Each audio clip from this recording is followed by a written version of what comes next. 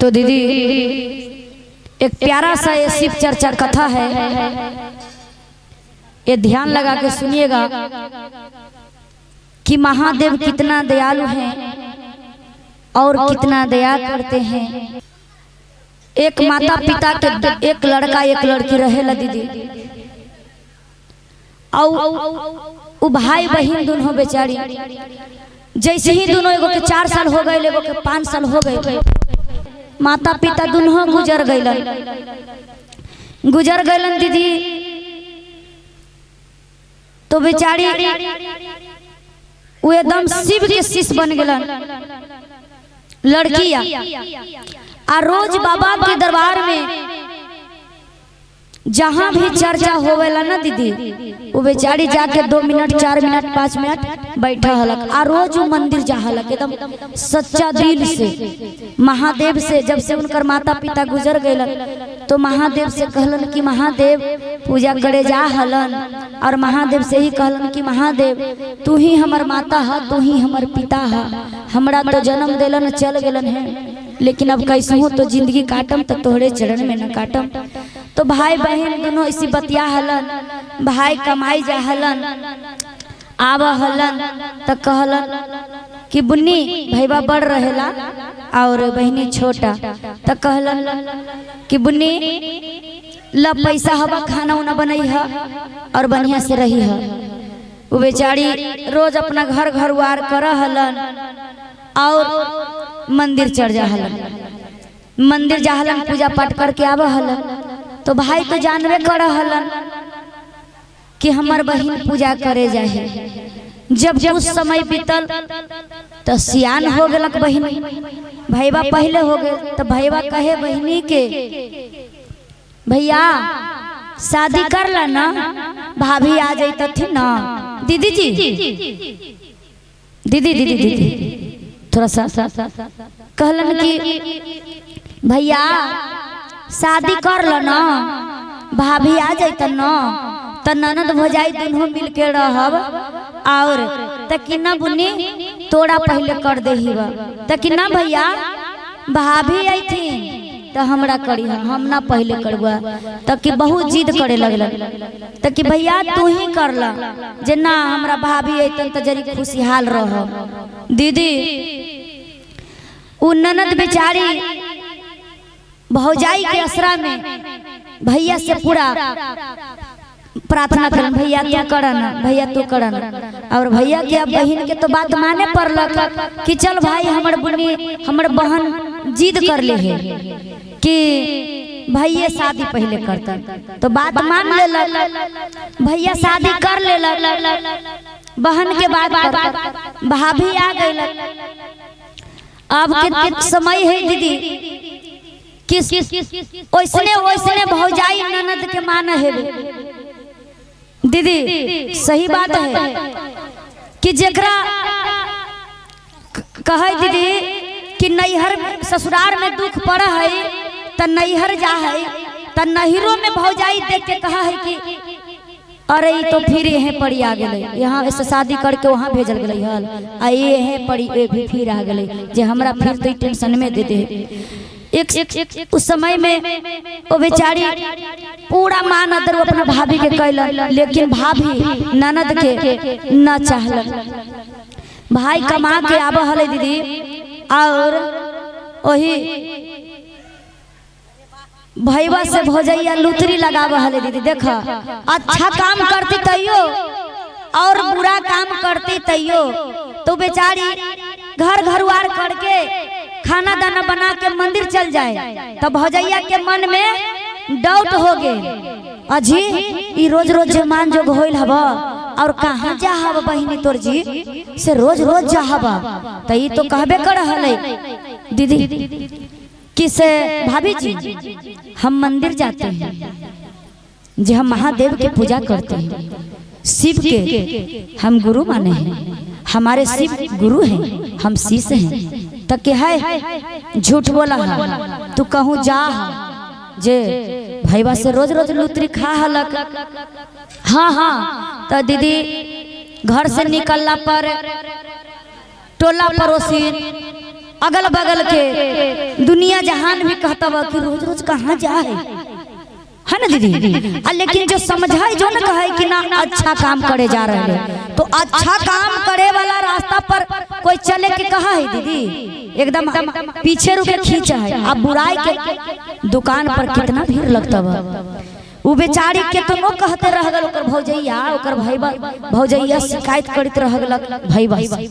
वो महादेव से एकदम दया मांगते रहल, वो बेचारी तो सच्चा दिल के हलक, महादेव से मान ले हल, महादेव के शिष्य बनल हलक, महादेव के दिल में बसैले हलक। आ गुरु मान ले कहलन कि महादेव हमारे भाभी जी एक कान में बोलेंगे एक कान से हम बाहर देंगे, लेकिन आपको चरण नहीं छोड़ेंगे। जी शादी उदी कर द तकि हाँ करबई जे का दिक्कत है तोरा तकि तोर बहिन आवारी निकलल हवा दिन भर जने तने रहा हवा, तो बेचारी जहाँ जहाँ होवा ले। जैसे दीदी हमने जो तीनों बहनियां हैं, हमने के घर में एको ना मन लगे है दीदी। हमारे जो चारों भैया म्यूजिशियन वाले हैं, कैमरामैन हमारे मनिंदर भैया जी हैं, जब जब जब मन में दीदी दिल में बसा ले ली है महादेव के, तो दीदी एकदम मन ना लगा हको, दम लगा हो कि कखनी भजन गाए। काजल शर्मा 4 दिन हो गए तो दोनों बतियात रहने कहत में कि काजल अरे तनी चल तो मंदिर मंदिर पर 2-4 गो भजन गा देवे के, से मन ना लगी थे। अभी तो बाबा भोलेनाथ बुला नहीं रहे इधर उधर। 4 दिन दीदी या 2 दिन दोनों मिलके कोई मंदिर पर जाके 2-4 गो भजन गा के आ जाते हैं। लेकिन वो कहला कि तोर बहिन आओ दोनों औरतिया मर्दानमा बहसा बहसी पूरा करे लगे कि 3 गो शर्त हो जी, तोर बहिनी सच्चे में शिव की गुरु मान ले हथुन, तो ये जो 3 गो हम बात कही थी ये पूरा कर देता था। भाई पूछलन बहन से तो न होती दीदिया, जैसे हमारे माता सीता जी थे न होती दीदी। वो बेचारी बचपने से महादेव की पूजा करते करते करते करते और जैसे ही गुरु बहना गुरु भाई जैसे हम लोग के दरवाजा पर आए थे 4 गो 5 गो गुरु बहना पटना से और ज्ञान दिए। हम लोग ज्ञान लिए कि नहीं लिए, है ना। हमारे साहेब भैया जी ऐसा एक ज्ञान दे दिए, घर घर में मंदिर पर देशे विदेशे में, और ये जो कैमरा से जो हमारे भैया वीडियो बनाते हैं और जो ये भजन कहाँ कहाँ ये कथा कहानी हमारे गुरु भाई गुरु बना सुनते हैं, प्यार देते हैं, दुलार करते हैं, आशीर्वाद देते हैं। महादेव से हम लोग दया मांगते हैं कि सभी लोग खुशहाल रहे भगवान, और सभी लोग जय जयकार रहे। वो बेचारी कहलन कि अरे बाप रे बाप, तो 3 गो प्रश्न करलन है। वो अपना भाईबा से बहनिया से बतियाई गेलन, कहलन कि बउआ एगो हम बात पूछे जे तोर भौजैया कहलौ है कि तोर बहनी 3 गो इ प्रश्न के उत्तर दे देतो, बता देतो ना, तब जानबो कि शिव गुरु के शिष्य बनल। कहलन कि बोला भैया, एकदम खैलन न पिलन, रोज तो मंदिर गेलन। बबुनी जाके जैसे ही मंदिर पर गेलन और महादेव से कहलन कि महादेव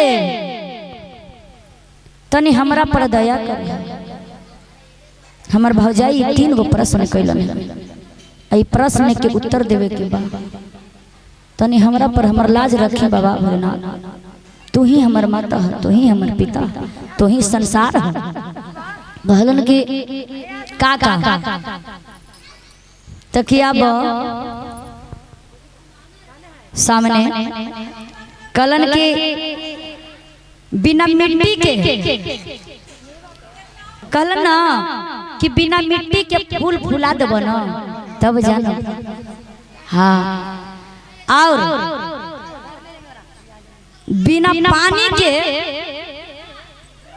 ये जो कमल गंदा हको ना ये साफ करके दिखा दो। दुगो हो गए और एक और कहलन कि बिना कलम के हमरा लिख के दिखा दो। कहलन की बड़ी बात है भाभी जी।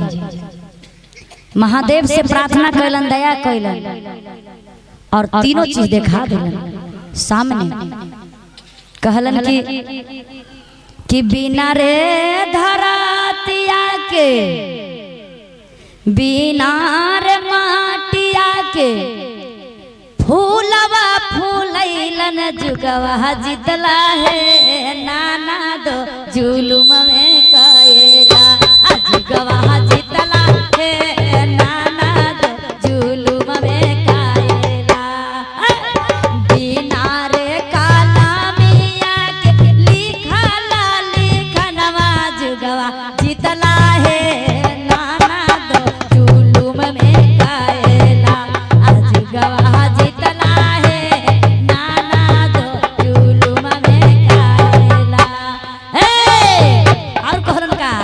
बिना रे पानिया के उजाला का मलवा जुगवा जितला है नाना दो जुलुम में कएला जुगवा जितला है नाना दो जुलुम में कएला अरे बिना रे काला मिया लिखलन लिखनवा जुगवा जितला है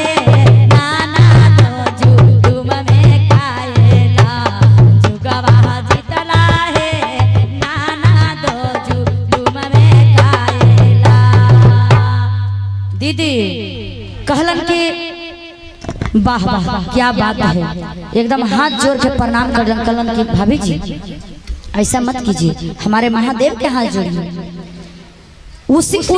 उसी समय से आवतिये बेरा से कहलन कि हमरो बता द बबनी तू का कहलू है, ताकि हम 3 सूत्र ज्ञान लिए हमारे साहेब भैया हरेंद्र भैया ये जो ज्ञान दिए हैं कि पहला में दया मांगना है, दूसरा में चर्चा करना है, तीसरा में प्रणाम करना जी। उसी क्षण से नाम घोषणा उनकर भौजी करा लेलन और एकदम हाथ जोड़ के कहलन कि हमरा ना कर भाभी जी, हमरा ना कर, हमार महादेव के कर। तो दीदी मन चंगा त कठौती में गंगा है ना, कितनों कोई कुछ कहित रहे दीदी कि फलनी कहाँ जा रहे हैं, आप लोग तो देख रहे हैं, महादेव देख रहे हैं कि कहाँ जाती है कहाँ आती है। जो भी हमसे गुनाह गलती होगा तो महादेव के चरण धर के कहती हूँ कि महादेव क्षमा कीजिएगा, दया बरसाइए, कृपा कीजिए, और जैसे सब पे करते हैं वैसे हम लोग पर कीजिए। तो जो सच्चा दिल से मानेंगे दीदी महादेव के तो तोरा घर द्वार में मन न लगता। ई न कही थी वो दीदी कि हमरे ऐसा पूरा जिले में जा कहूँ भी हो जाए, मंदिर पर हो जाए, घर दरवाजे में कोई बहाना कर रहे हैं, घमंड नहीं कीजिएगा। उनसे रूठिए लेकिन महादेव से न रूठिएगा। और ये जिससे महादेव के हम लोग प्रणाम करते हैं और दया कीजिएगा महादेव। हर हर महादेव, हरा हरा महादेव, पूरा घर घर महादेव।